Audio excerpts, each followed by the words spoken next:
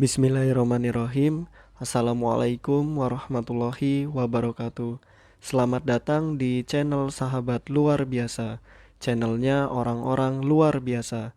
Apa kabar teman-teman? Mudah-mudahan sehat selalu dan selalu dalam rahmat dan lindungan Allah Subhanahu wa taala. Amin ya robbal alamin.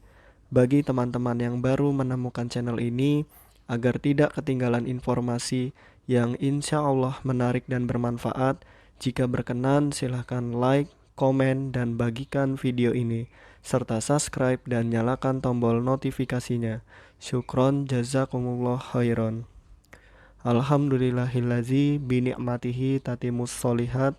Segala puji hanya milik Allah, yang dengan segala nikmatnya segala kebaikan menjadi sempurna. Salawat serta salam semoga tercurah limpahkan kepada Nabi Muhammad sallallahu alaihi wasallam serta istri-istri beliau, saudara-saudara beliau, tabi'in, tabi'ut tabi'in, dan bagi kita yang insya Allah setia dan istiqomah mengikuti sunnahnya sampai akhir hayat. Amin ya robbal alamin. Rabbi syrohli sodri wa yasirli amri wahlul uqdatam min lisani yafqahu qawli.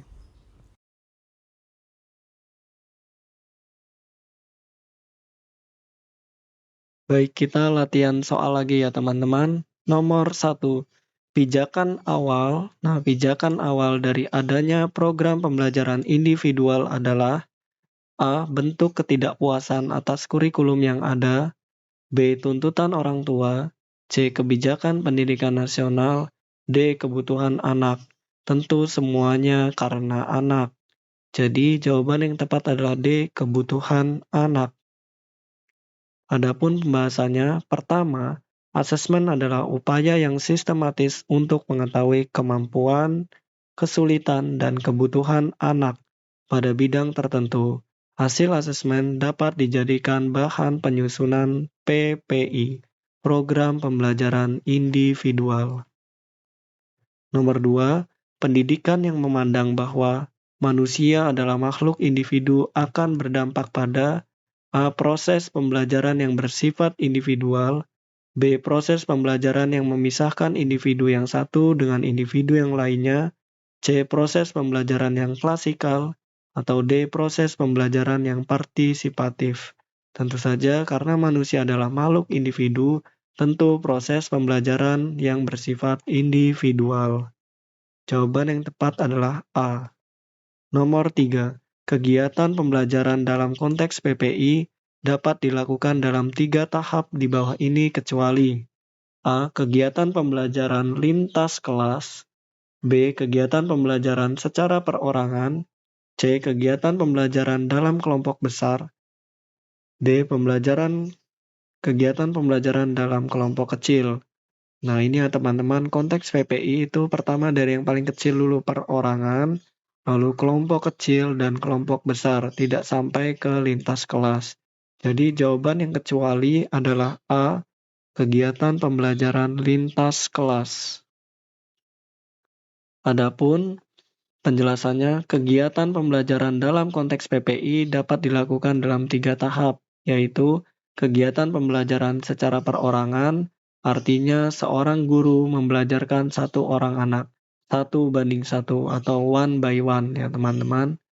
Nah, lalu kegiatan pembelajaran dalam kelompok kecil, artinya seorang guru membelajarkan 2 atau 3 anak dalam satu kelas. Misalnya, guru 1, muridnya 2 sampai 3. Lalu yang ketiga, kegiatan pembelajaran dalam kelompok besar. Artinya seorang guru membelajarkan 5 atau lebih. Gurunya 1, muridnya 5 atau lebih. Namun, sebagai catatan kurang dari 10 anak. Nomor 4, langkah pertama yang perlu dipersiapkan guru dalam persiapan PPI adalah dengan kegiatan di bawah ini. A. Menyiapkan fasilitas dan sumber bahan. B. Melakukan pendekatan dengan siswa. C. Menyiapkan materi dan lembar kegiatan. D. Mencermati tujuan dan sasaran program yang akan dicapai. Tentu jawaban yang tepat adalah D ya teman-teman, tujuan. Ingat tujuan itu seperti niat. Niatnya apa nih? Sasaran, tujuannya apa? Nah, jadi jawaban yang tepat adalah D, mencermati tujuan dan sasaran program yang akan dicapai. Adapun pembahasannya, menurut Fasit tahun 2004 dalam Haryanto tahun 2010, guru perlu mempersiapkan beberapa hal penting yang terkait dengan program, di antaranya yang pertama, mencermati tujuan dan sasaran program yang akan dicapai, baik secara umum ataupun khusus, berkenaan dengan pembelajaran baik anak berkebutuhan khusus di sekolah. Yang kedua, materi dan lembar kegiatan yang diperlukan selama pelaksanaan program berlangsung di sekolah. Materi pembelajaran merupakan bagian penting yang harus dipersiapkan dengan memperhatikan kompetensi yang akan dicapai serta struktur dan ranah kurikulum yang dikembangkan. Lalu yang ketiga, fasilitas dan sumber belajar, yaitu berupa media atau ruang sumber untuk kegiatan pembelajaran. Media haruslah dimanfaatkan secara optimal dalam mendukung pencapaian tujuan dan harus dibuat secara kreatif sesuai dengan karakteristik kebutuhan siswa. Misalnya untuk penyandang tunarungu, media yang berwarna-warni akan lebih menarik bagi anak yang mengandalkan persepsi visualnya. Sedangkan ruang sumber merupakan satu kebutuhan pembelajaran untuk anak-anak berkebutuhan khusus di sekolah umum atau SD yang dapat dijadikan tempat layanan pendidikan khusus. Lalu yang keempat, kalender pembelajaran.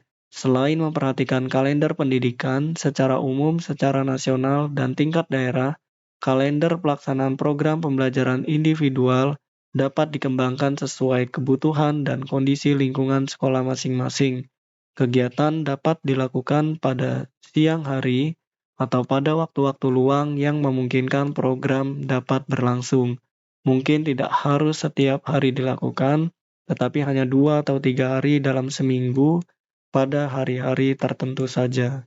Yang kelima, sebelum pelaksanaan program dilakukan, maka terlebih dahulu dilakukan rapat koordinasi tim yang melibatkan berbagai unsur sekolah, komite, dan orang tua siswa yang bersangkutan. Ini dilakukan terutama untuk persiapan dan penentuan agenda kegiatan program.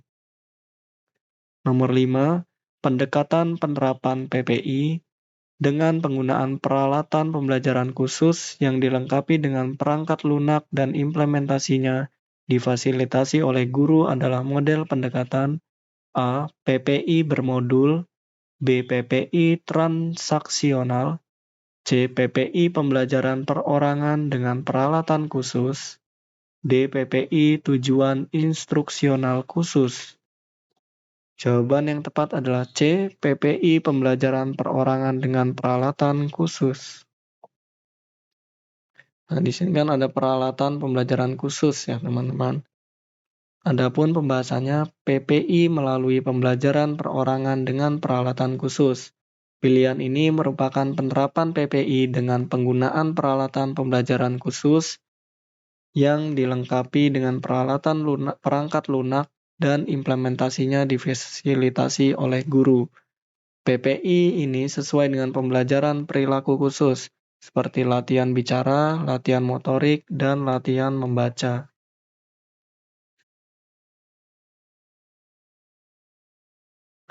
Lalu, sasaran kerja pegawai yang selanjutnya disingkat SKP. Nah, memuat kegiatan, tugas jabatan, dan target yang harus dicapai dalam kurun waktu penilaian yang bersifat nyata dan dapat diukur.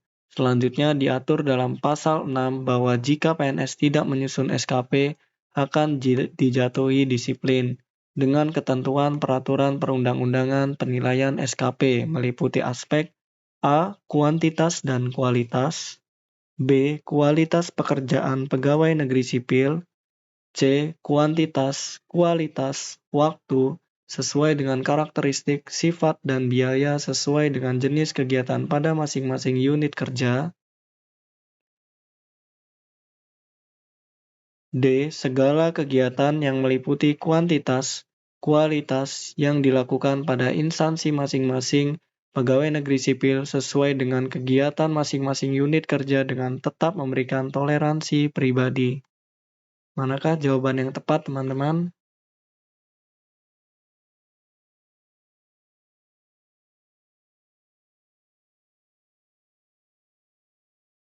Ya, jawaban yang tepat adalah kuantitas dan kualitas.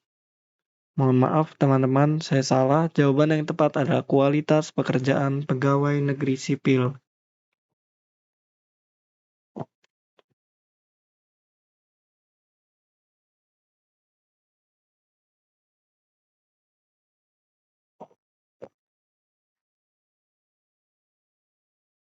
Nomor 7. Penilaian prestasi kerja PNS adalah suatu proses penilaian secara sistematis yang dilakukan oleh pejabat penilai terhadap sasaran kerja pegawai dan perilaku kerja PNS. Penilaian prestasi kerja adalah A. Hasil kerja yang dicapai setiap PNS pada satuan organisasi sesuai dengan sasaran kerja pegawai dan perilaku kerja. B.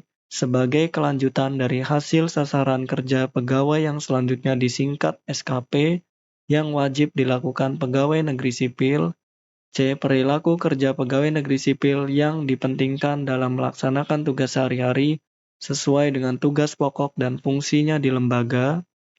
D. Sasaran kerja pegawai dan perilaku kerja pegawai yang merupakan satu paket harus dilakukan semuanya oleh pegawai negeri sipil.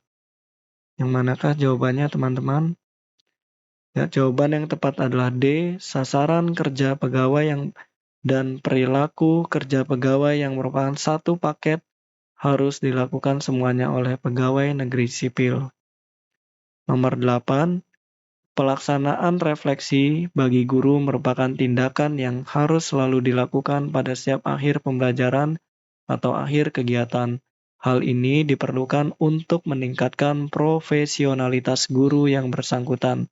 Aspek yang paling penting dari kegiatan refleksi adalah A. Kerjasama antara guru-guru di suatu sekolah. B. Peningkatan kompetensi dan kinerja guru berdasarkan hasil penilaian. C. Kesinambungan program pembelajaran yang dilakukan oleh para guru. D. Kreativitas dan inovasi yang penting dalam proses refleksi ini. Yang mana, teman-teman? Jawaban yang tepat adalah A. Kerjasama antara guru-guru di suatu sekolah. Nomor 9. Berdasarkan Permenek PAN dan RB nomor 16 tahun 2009, kegiatan Ibu Ani membuat alat peraga, perubahan bentuk energi, dan petunjuk penggunaannya dalam pembelajaran termasuk jenis kegiatan A. Pengembangan diri, B. Publikasi ilmiah, C. Karya inovatif, atau D. Diklat fungsional.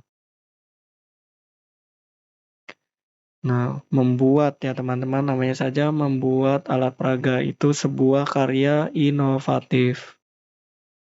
Adapun pembahasannya, tabel 5.1 mengenai macam pengembangan keprofesian berkelanjutan atau PKB. Di sini ada macam-macam pengembangan keprofesian berkelanjutan atau PKB. Yang pertama, pengembangan diri, meliputi mengikuti diklat fungsional, melaksanakan kegiatan kolektif guru.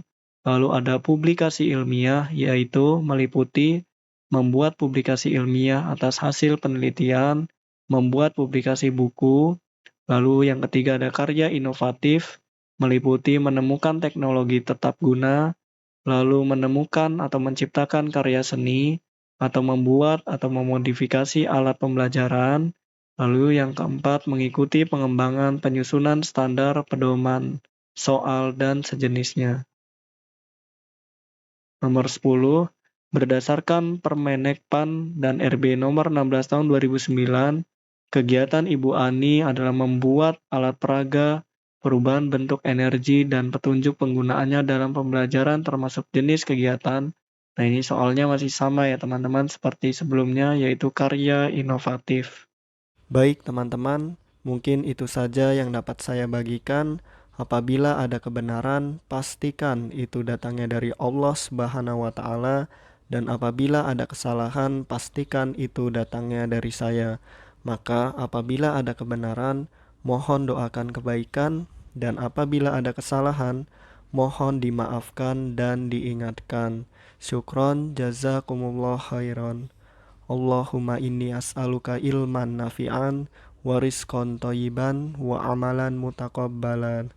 Subhanakallahumma wa bihamdika Asyhadu alla ilaha illa anta astaghfiruka wa atubu ilaik. Wassalamualaikum warahmatullahi wabarakatuh.